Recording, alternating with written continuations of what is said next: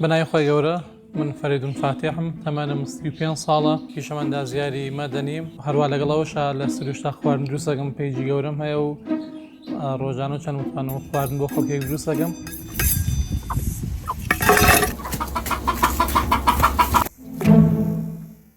بۆ ماوەی 1-2 ساڵێکی شاستم بە گرەیە کردووە لەسەر کۆڵم دروست بووە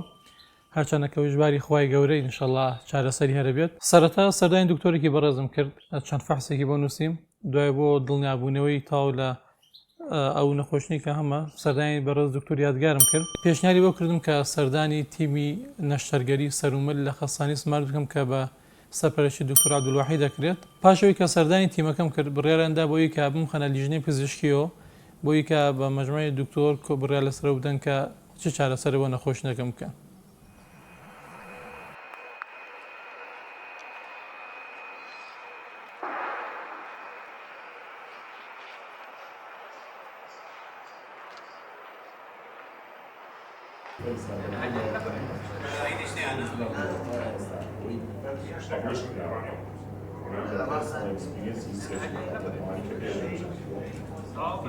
راديوثيرابي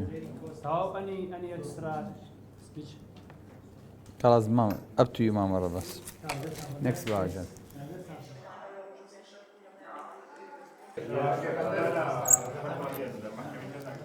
فريدون فاتح ورجل أخر کە چوومە ژوورە مەجموعەی دکتۆری زۆر تایبەتم بینی پێم وایە 20 دکتۆرە بوون خۆم بەلام شتێکی زۆر جوان و سەرنجڕاکێش و تایبەت و بە حەقەت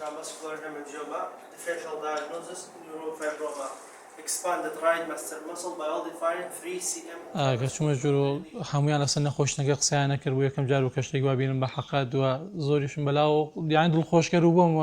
ئومێدێکی زۆری پێیام کە مەجموعەی دکتۆری وا هەمووی متخەسیس تایبەت دانیشتون بە تایبەت قسە لەسەر بابەتەکەی تۆوەکەن چۆنە وەکو متمانەیەکی زۆر زیاترم پێیا کرد بە حەقەت. سلام ئاسیجان چۆن باش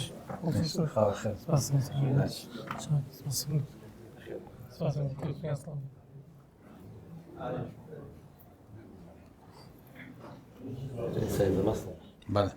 بەس باشە لێۆپارتە شوێنەکەی زۆر باش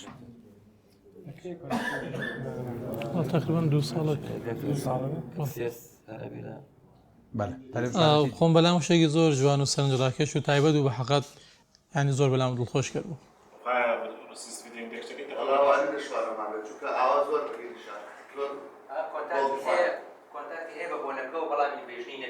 نەتیجەکە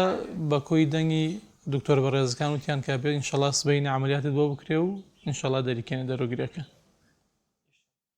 کاتەکەیم بۆ بێنە محەممەدجان ئاسیژێنە خوا بەخێر ڕاستێکی ئەوەی کە مەبەستمانە مەوضوعی جەمالیەت و دەموچاو هیچ شتێک نەچێ بۆیە ئەو خەڵمان هەگەر ئینشاءڵڵا شتێکی جوانە بۆکە ئینشاءڵڵا شتوانی خوای گەورە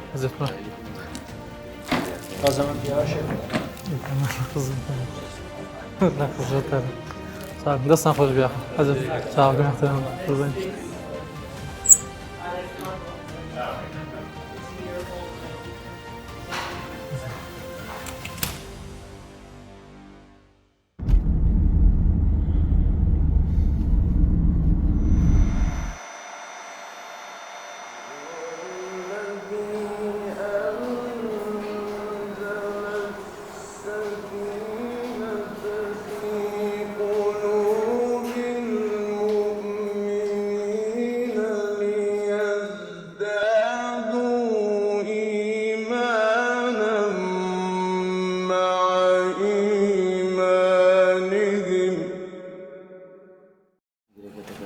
ئینشەڵڵا ئاسانە بێ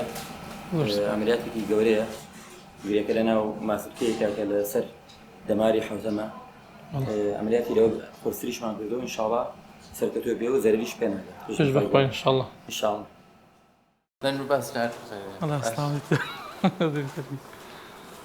ماچین بۆ ژووری دوو ئینشەڵڵا ئینشەڵڵا پێش بەخوای گەورە سەرەتا حازت دەکەین بۆ دەردەبەنجەکەین زۆر باشە ئینشەڵڵا گەشتە شوێنە ئەساسیەکە کاتەوە پێش بەخوای گەورە ئینشەڵڵا.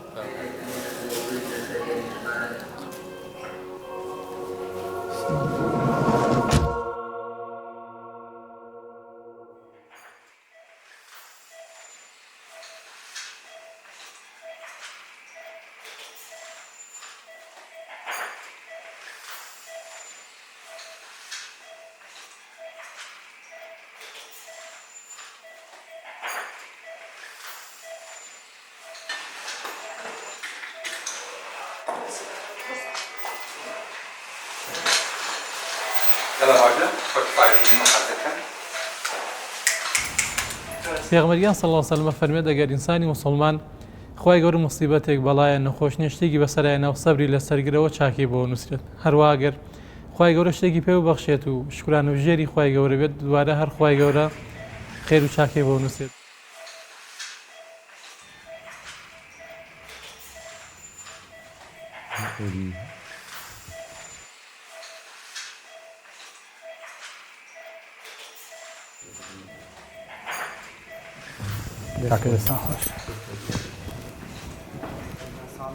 پاش چەند ڕۆژ لە عملیاتەکە کە کراوە نەشتەرگەریەکە کە کراوە